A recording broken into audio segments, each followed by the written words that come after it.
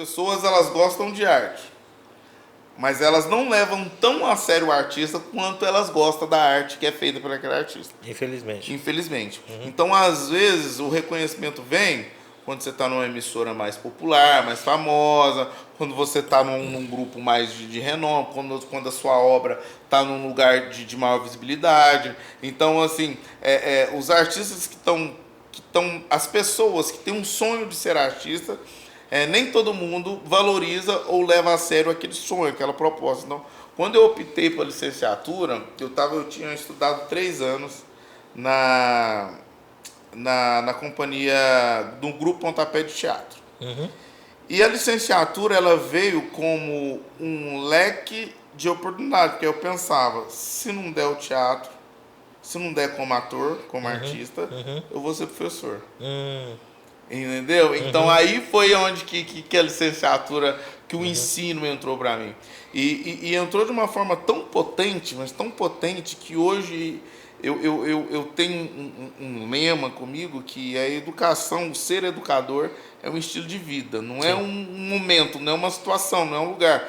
Porque de nada adianta você ter muito conhecimento e você não souber compartilhar com o professor. Exato. Porque tem gente que sabe muita coisa, mas não sabe ensinar, não sabe tem ensinar. a didática, não tem a metodologia, não tem a Não paciência. tem interesse. Não tem interesse, né? Porque tem isso também. Então, quando eu optei, falei, não, a licenciatura... E aí eu fui descobrindo outras coisas. Porque aí quando eu parti de uma decisão pensando em mim profissionalmente, porque eu pensei, falei, não, eu vou poder, se eu não poder fazer o que eu quero, eu vou poder trabalhar com o que eu quero.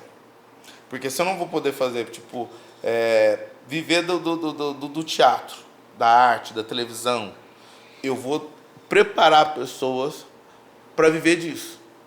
E aí eu fui descobrindo nessa caminhada, Hamilton, o poder da arte, o potencial de transformação e de mudança de vida que a arte exerce na vida do ser humano. Com certeza. E aí eu fui descobrindo que, enquanto professor de arte, enquanto artista, eu poderia trabalhar com um adolescente, com uma criança que é um pouco mais retraída, um pouco mais tímida, a questão da socialização, de integração, de dicção, de comunicação. Eu já cheguei a perder emprego por conta da minha dicção, antes do teatro.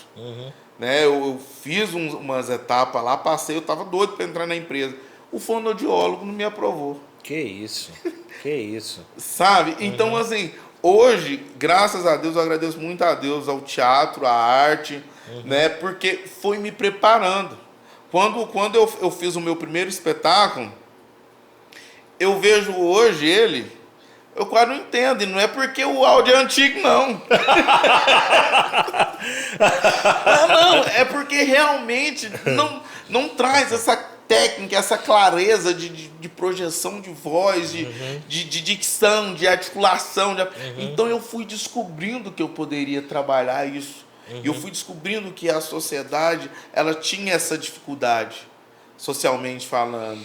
Né? Você vai pegar hoje um adulto, ele tem dificuldade às vezes de lidar com alguns conflitos porque perdeu o lúdico, de perder a sensibilidade do lúdico. E é uma coisa que a gente nunca pode perder. Quando você pega uma criança, que eu pego uma criança para dar aula, eu pego um adulto, eu vejo a diferença. É muito mais, é como se você entrasse no mundo da criança. O tanto que eles acreditam naquilo, o quanto que eles acreditam naquela proposta, naquilo que você está ministrando. O adulto, com a correria do dia a dia, do cotidiano e tal, ele vai perdendo isso. Entendeu? E vai ficando nesse automático e vai perdendo. Então, eu fui descobrindo. E eu descobri, eu falei, não, é isso que eu quero para minha vida. É a licenciatura.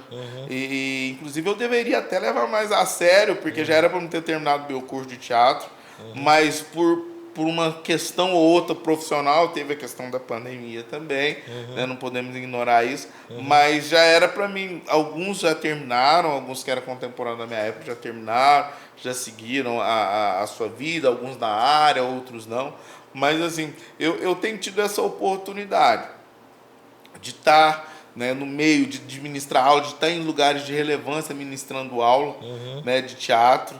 E a licenciatura hoje, para mim, ela tem esse... hoje eu olho mais a licenciatura. Primeiro foi pelo ser artista, o ator, e hoje eu olho mais o lado da licenciatura, do compartilhado, Entendi. do expandido, de levar o conhecimento. Então hoje gosto de atuar, gosto de estar em cena, Que bacana. mas tá numa sala de aula pra mim, meu coração até dispara, meu. Eu ainda tô no nível que tá tudo igual. Tá tudo igual, né? A licenciatura Aham, com a e o- performance. Com performance, É, certo. com a performance. Você vai ter que me chamar de novo pra fazer outro podcast. Não, vamos chamar. Porque eu tô te ouvindo falar aí, tem tanta coisa que a gente pode falar no sentido de o artista, Sim. o ser artista, né? Então, assim, tem muita artista que não recebe sequer o apoio da família, né? E se você for criticar os pais, também entrar na onda de criticar os pais é difícil. É difícil. Porque a gente, enquanto pai, também a gente se pergunta, será que eu gostaria? Né? É engraçado. Isso foi uma barreira para nós e acaba sendo uma barreira para nós quanto pai. Quanto pai. Né? Então, assim, o ser artista é uma coisa muito complicada. Porque você tem que lidar com tantas coisas. Você não tem uma escola que te ensina a ser famoso. Sim. E a lidar com a fama. Você não tem... eu creio que isso seria uma crítica até não à faculdade, mas às escolas de música em geral, do você se vender hoje. Isso que eu estou falando é hoje. Né? Então, antigamente, nós necessitávamos de um empresário. A gestão, né? Como gestionar, a palavra Como é fazer essa. a gestão do... Como fazer a gestão do ser artista. Então, você saber lidar, né? Então, a gente tem acesso a muitas coisas. Tem acesso à droga, tem acesso à bebida, tem acesso a nós que somos homens, a mulheres, e aquela coisa, ou vice-versa, né?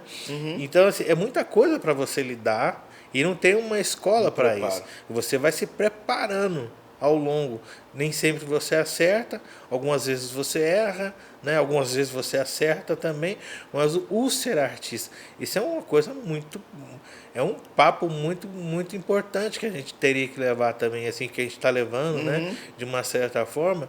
Então, assim, quando eu comecei, por exemplo, a caminhar em Londres, eu andava de ônibus, andava de metrô, andava de trem, sabe? Numa alegria tremenda. Ali você lia, ali você escutava alguma coisa, estudava alguma coisa. Aí eu falava, gente, eu não andava de ônibus no Brasil. A partir do momento que eu comprei um carrinho, uma motinha... Acabou, nunca mais você anda de novo. E você, às vezes, se critica por não andar de ônibus, né? Em Barcelona, eu só andava de transporte público. Eu cheguei a ganhar 3 carros na Inglaterra e não peguei nenhum. Porque eu morava na Zona 6... O tempo o meu gasto para entrar na Zona 1 é como se fosse um pedágio. Você sempre paga um pedaginho. E eu trabalhava na Zona 1. Para você deixar o carro na rua, você tem que pagar um estacionamento exorbitante. Então, assim, não compensava ter carro. Entende? E eu andava em transporte público numa boa. Então, assim, você se depara com tantas coisas... Quando você viaja, quando você sai da sua zona de conforto, está dentro de uma pergunta que você me fez, um questionamento que você fez, né? Sobre que às vezes você está na cidade, aí você vivenciou uma coisa legal só para contrariar, todos os programas de televisão. E hoje em dia, você vê que o fluxo de artistas é uma coisa que do dia para noite. Então assim, às vezes você tá ali em cima, às vezes você não tá mais. Às vezes você tá com um holofote legal, porque tá bonito pra caramba. Mas às vezes você não tá mais, né? E como é que você lida com isso? Foi a sua música, foi a sua arte que enfraqueceu? Não. Nós não tem uma escola que nos prepara para isso. Entendeu? Nossa, então, assim, eu sou feliz dando aula para uma pessoa. Eu sou feliz amando estar aqui contigo. E já houve casos de eu tocar, às vezes fazer uma recepção para uma empresa, que ninguém estava prestando atenção em mim. E eu estava na boa, tranquilo com isso, entendeu? Porque às vezes o artista também pensa assim, mas não, lá o cara tá caído, pô, o cara tocava lá para não sei quantas pessoas, mesmo só para contrariar, tocava não sei quantas, aquela coisa, agora tá, que cara ali, ó, tá tocando ali, ó, para nós ali, ó, no cantinho ali e tal, e eu tô feliz do mesmo jeito. Então assim, a arte é isso, o ser artista, a arte está em ti, né? Então, a gente tem que procurar sempre fazer o melhor e ser o melhor. Mas não tem uma escola que nos prepara. Não sei se eu estou conseguindo explicar. Sim, muito bem. Então, e a música, a arte, perdão, ela é cheia de altos e baixos. Né? Então, assim, você tem que saber lidar com a grana maior quando entra, assim como você tem que lidar com a grana menor quando entra. Essa pandemia foi um caos para muitos artistas, né? Então, quando a pandemia ela veio, eu já dava aula, eu já tinha um fluxo legal de alunos, e foi o que me manteve. E esse fluxo de alunos aumentou. Então, mas teve gente que não gostava de dar aula. Começou a dar aula porque era online, a necessidade, aquela coisa, né? E o artista também tem isso. Quando você fala, não é uma porta que você fecha. Não gosto da aula, fechou uma porta. Sim. Ah, não gosto de música sertaneja, fechou outra porta. Ah, não gosto de rock and roll, fechou outra porta. Ah, não... Você vai fechando portas, né? Então tá certo que nem todas as portas têm que ser abertas, mas esse papo é muito legal, né? É muito profundo, amigo. É profundo.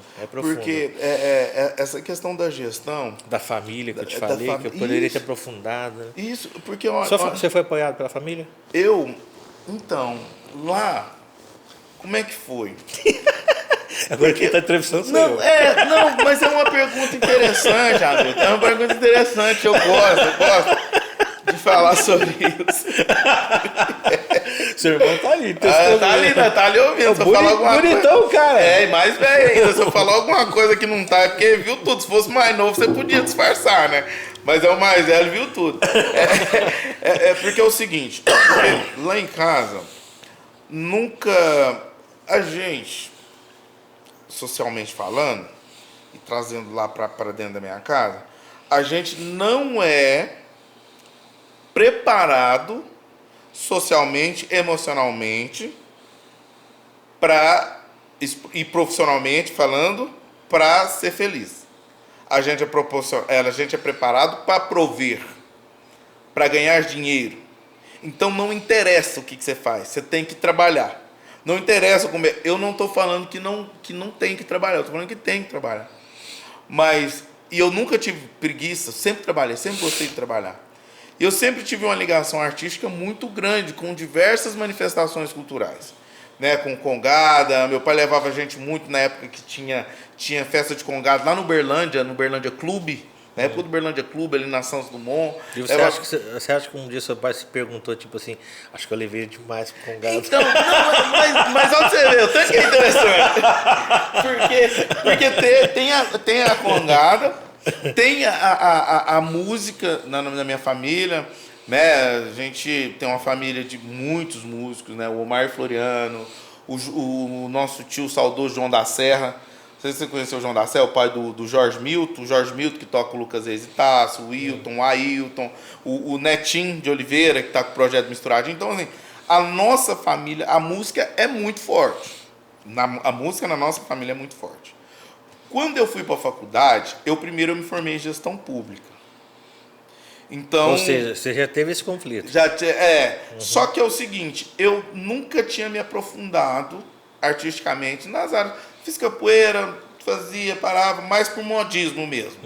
Na música também, foi mais por modismo também. Só que o teatro me pegou.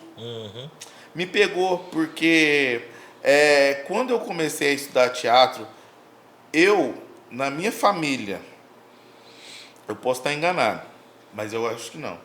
Eu sou o primeiro estudante universitário da Universidade Federal. Entendeu? Tem uma outra prima minha que eu sei que está estudando também, fazendo biologia, se eu não me engano, que é a Janaína.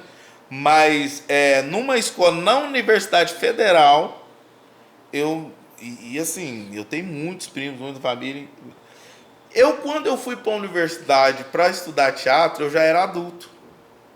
Então eu não tive esse conflito, eu não tive esse peso da família falar não vai fazer ou vai fazer. Entendi. Entendeu? Não foi uma coisa que você é criança e você vem alimentando esse sonho. Mas a maioria dos artistas chega numa encruzilhada, né?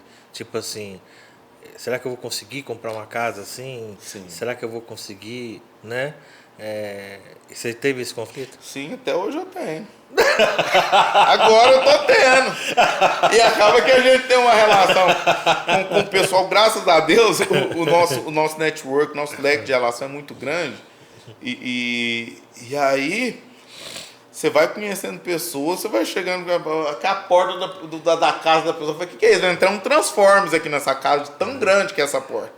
Você vai se relacionando, você vai pensando, poxa, mas assim, é um questionamento não de, tipo, eu quero ter esse, eu quero ser isso.